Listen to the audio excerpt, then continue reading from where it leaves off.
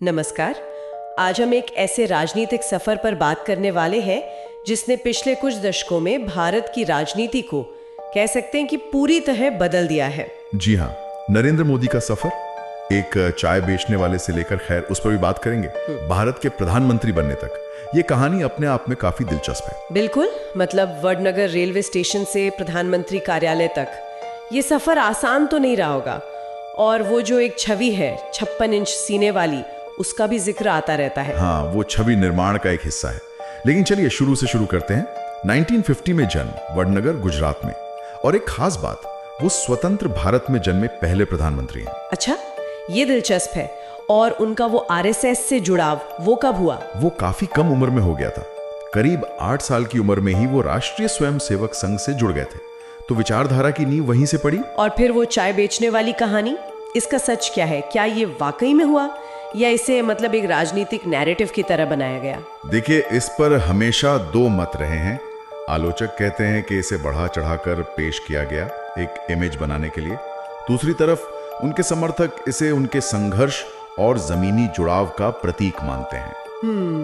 खैर, आरएसएस प्रचारक से वो राजनीति में आए और फिर गुजरात के मुख्यमंत्री बने 2001 में। जी, और वो भी कच्छ में जो विनाशकारी भूकंप आया था उसके ठीक बाद। राज्य के लिए बहुत मुश्किल समय था वो। हाँ, और फिर मुख्यमंत्री बनने के कुछ ही महीनों बाद 2002 के वो गुजरात दंगे हुए। वो तो एक बहुत ही मतलब काला अध्याय माना जाता है उनके कार्यकाल का। बिल्कुल, बहुत विवादास्पद रहा वो दौर। अंतर्राष्ट्रीय स्तर पर भी काफी आलोचना हुई। अमेरिका ने तो वीजा तक बैन कर दिया था। यही तो बात है, इतनी आलोचना, वीजा बैन, और फिर भी अगले चुनाव में वो और बड़े बहुमत से जीत कर आते हैं। ये कैसे हुआ? कई राजनीतिक विश्लेषक इसे ध्रुवीकरण का लाभ कहते हैं। मतलब समाज में जो धार्मिक विभाजन हुआ उसका चुनावी फायदा मिला, ऐसा माना जाता है। अच्छा। लेकिन इसी दौरान उन्होंने वो गुजरात मॉडल का प्रचार भी जोर शोर से किया। इंफ्रास्ट्रक्चर, बिजली, पानी, व्यापार के लिए अच्छी नीतियां, इन सब पर फोकस था। हाँ, वो नारा भी था, मिनिमम गवर्नमेंट मैक्सिमम गवर्नेंस। जी बिल्कुल। और इसी गुजरात मॉडल और एक मजबूत प्रशासक की छवि ने, आप कह सकती हैं कि 2014 के लोकसभा चुनाव की नींव रखी। 2014 का चुनाव, वो तो जैसे एक लहर थी। अब की बार मोदी सरकार, अच्छे दिन आने वाले हैं, ये नारे तो हर जगह थे। हाँ, वो एक निर्णायक चुनाव था। भाजपा को 30 साल बाद अपने दम पर बहुमत मिला और कांग्रेस, वो तो महज 44 सीटों पर सिमट गई। ऐतिहासिक हार थी वो। उस चुनाव का कैंपेन भी बहुत अलग था, है ना? सोशल मीडिया का इतना इस्तेमाल, व्हाट्सएप, बड़ी बड़ी रैलियां। हाँ, 3D रैलियां भी हुई थी। हाँ। और वो चाय पे चर्चा वाला कार्यक्रम, मतलब आम लोगों से सीधे जुड़ने की कोशिश। तकनीक का भरपूर इस्तेमाल हुआ। और एक तरफ मोदी की निर्णायक नेता की छवि गढ़ी गई, दूसरी तरफ विपक्ष पर, खासकर राहुल गांधी पर लगातार हमले हुए। जी, रणनीति बहुत स्पष्ट थी और ये काम कर गई। फिर 2019 में वो और भी बड़े जनादेश के साथ वापस लौटे। और दूसरे कार्यकाल में तो कई बड़े और विवादास्पद फैसले लिए गए। बिल्कुल। सबसे पहले तो जम्मू कश्मीर से अनुच्छेद 370 हटाना, राज्य का विशेष दर्जा खत्म करके उसे 2 केंद्र शासित प्रदेशों में बांट दिया गया। हाँ, इस पर तो बहुत बहस हुई थी, पक्ष और विपक्ष दोनों तरफ से। जी। फिर सुप्रीम कोर्ट के फैसले के बाद अयोध्या में राम मंदिर का निर्माण शुरू हुआ। ये भाजपा का एक बहुत पुराना और प्रमुख वादा था। और तीसरा बड़ा कदम शायद वो CA/NRC वाला था। हाँ, नागरिकता संशोधन कानून यानी CA, जिसमें पड़ोसी देशों के गैर मुस्लिम अल्पसंख्यकों को नागरिकता देने का प्रावधान था, लेकिन मुसलमानों को बाहर रखा गया। इसके खिलाफ तो देश भर में बड़े पैमाने पर विरोध प्रदर्शन हुए थे। जी, बहुत व्यापक विरोध हुआ। इसे NRC यानी राष्ट्रीय नागरिक रजिस्टर से जोड़ के देखा गया, जिससे लोगों में, खासकर मुस्लिमों में, काफी चिंता फैली। अंतर्राष्ट्रीय स्तर पर भी इसकी आलोचना हुई कि ये भेदभावपूर्ण है। और इन्हीं सब के बीच फिर कोविड आ गया। वो अचानक 4 घंटे के नोटिस पर लॉकडाउन, और फिर वो प्रवासी मजदूरों का संकट। हाँ, वो तस्वीरें कोई भूल नहीं सकता। कोविड ने पूरी दुनिया को हिला दिया और भारत में लॉकडाउन और उसके बाद जो प्रवासी मजदूरों का पलायन हुआ, वो एक बहुत बड़ा मानवीय संकट था। उसने व्यवस्था पर गंभीर सवाल खड़े किए। तो इन सब का मिला जुला असर कैसा रहा समाज पर? मतलब इतने बड़े फैसले, फिर महामारी। असर तो बहुत गहरा पड़ा। अनुच्छेद 370, राम मंदिर जैसे फैसलों से भाजपा के समर्थक उत्साहित हुए, पर CAA जैसे कदमों से समाज में दरारें और बढ़ी। कोविड ने आर्थिक और मानवीय स्तर पर भारी चोट पहुंचाई।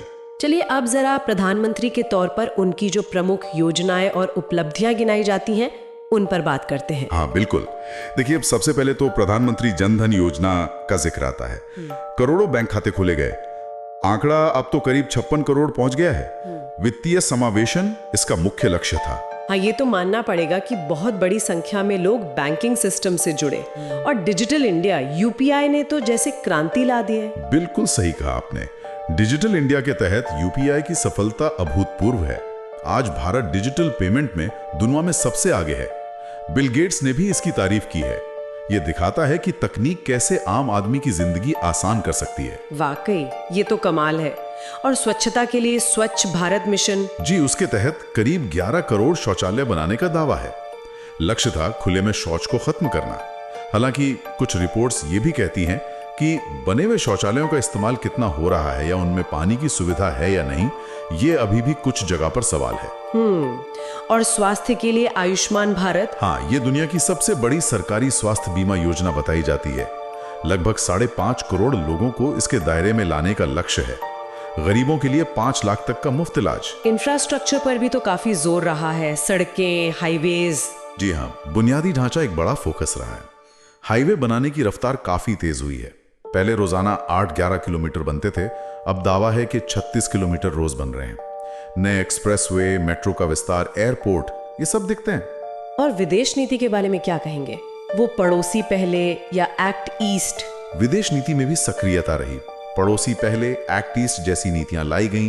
अंतर्राष्ट्रीय योग दिवस को संयुक्त राष्ट्र से मान्यता दिलवाना एक उपलब्धि मानी जाती है। और उनकी वो व्यक्तिगत केमिस्ट्री, दुनिया के नेताओं से गले मिलना, तस्वीरें, जिसे कुछ लोग हग डिप्लोमेसी कहते हैं। हाँ, सेल्फी डिप्लोमेसी भी कहते हैं कुछ लोग। जी, वो भी उनकी विदेश नीति का एक स्टाइल रहा है। तो ये तो हुई उपलब्धियां, लेकिन सिक्के का दूसरा पहलू भी होता है। आलोचनाएं और विफलताएं भी रही होंगी। सबसे ज्यादा विवाद किस पर हुआ? शायद नोटबंदी पर। 8 नवंबर 2016 की रात अचानक 500 और 1000 के नोट बंद। सर्कुलेशन में जो 86% करेंसी थी, वो एक झटके में अवैध हो गई। हाँ, वो दिन तो सबको याद है। बैंकों के बाहर लंबी लंबी लाइनें। मकसद बताया गया था काला धन खत्म करना, नकली नोट रोकना, आतंकवाद की फंडिंग बंद करना। पर हुआ क्या? हुआ ये कि आरबीआई के आंकड़ों के मुताबिक बंद हुए नोटों का करीब 99.3% पैसा वापस बैंकों में आ गया। तो सवाल उठा कि फिर काला धन गया कहाँ? अर्थव्यवस्था को झटका लगा। छोटे कारोबारियों को, असंगठित क्षेत्र को भारी परेशानी हुई। लक्ष्य शायद पूरी तरह हासिल नहीं हुए। वो कहावत याद आ गई कि कुछ मछलियां पकड़ने के लिए पूरा तालाब खाली कर दिया। कुछ वैसा ही। फिर आया जीएसटी, एक राष्ट्र एक कर। आइडिया तो अच्छा था। हाँ, आइडिया तो बहुत अच्छा था, पर उसको लागू करने में बहुत दिक्कतें आई। इतने सारे टैक्स स्लैब, नियम बार बार बदले, ऑनलाइन सिस्टम में परेशानियां। छोटे व्यापारियों के लिए तो ये बुरे सपने जैसा बन गया था शुरू में। और आर्थिक मोर्चे पर ही वो नौकरियों का वादा, 2 करोड़ नौकरियां हर साल, उसका क्या हुआ? बेरोजगारी तो एक बड़ा मुद्दा रही, और वो बेरोजगारी लगातार चिंता का सबब बनी रही। कुछ आंकड़े तो ये भी कहते हैं कि बेरोजगारी दर 45 साल में सबसे ज्यादा हो गई।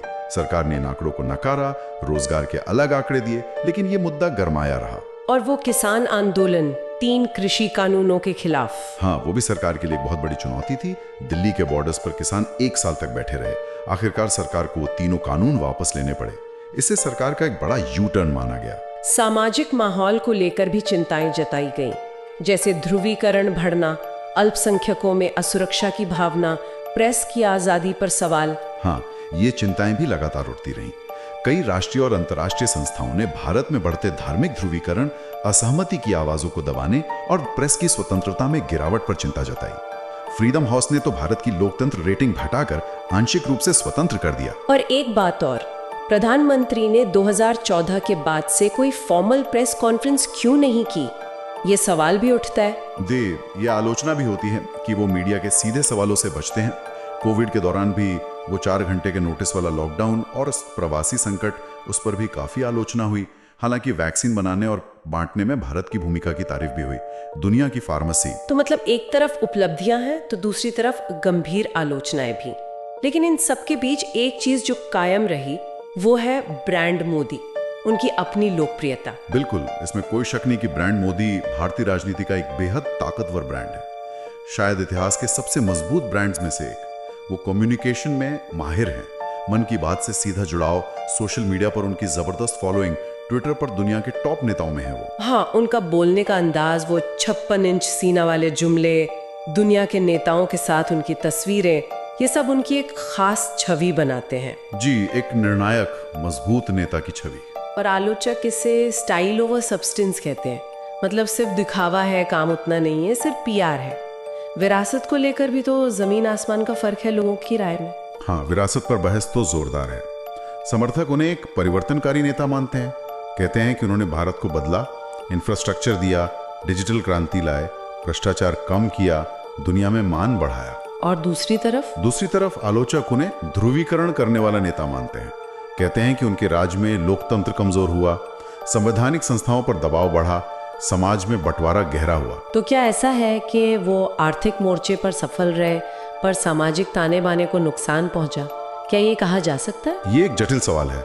आर्थिक विकास के दावे हैं, आंकड़े हैं, जैसे इंफ्रास्ट्रक्चर, डिजिटल पेमेंट्स, लेकिन सामाजिक तनाव, अल्पसंख्यकों की चिंताएं, लोकतंत्र पर सवाल, ये भी उतने ही वास्तविक हैं।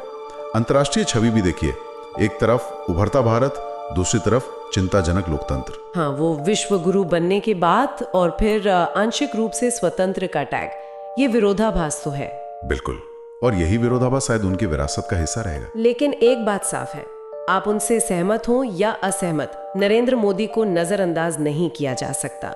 उन्होंने भारतीय राजनीति पर एक अमिट छाप छोड़ी है। निश्चित रूप से उनकी राजनीति, उनकी शैली, उनकी रणनीतियां, इन पर आने वाले कई सालों तक चर्चा होगी, विश्लेषण होगा। इतिहास उन्हें कैसे याद रखेगा, ये तो वक्त बताएगा। नायक, खलनायक या कुछ और। तो ये थी नरेंद्र मोदी की कहानी, फर्श से अर्श तक, चाय की दुकान से प्रधानमंत्री की कुर्सी तक। उपलब्धियां भी हैं, विफलताएं भी, प्रशंसा भी है, आलोचना भी। एक ऐसी कहानी जो शायद अभी पूरी नहीं हुई है। और शायद उनकी विरासत इस बात पर निर्भर करेगी कि आप कहानी के किस हिस्से पर ज्यादा ध्यान देते हैं। इसी विचार के साथ आज की चर्चा यहीं समाप्त करते हैं। हमारे साथ जुड़ने के लिए धन्यवाद।